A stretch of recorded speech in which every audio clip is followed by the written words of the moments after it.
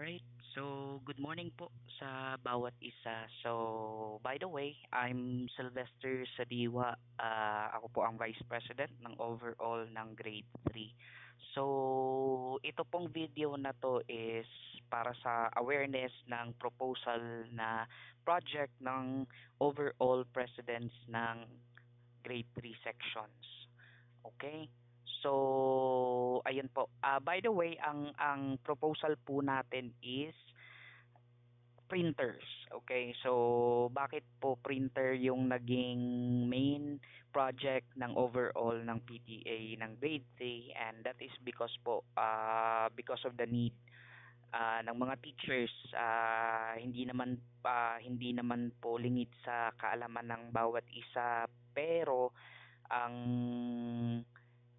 may printer naman po talaga ang school. Okay? Wait, mali. Let's back it up.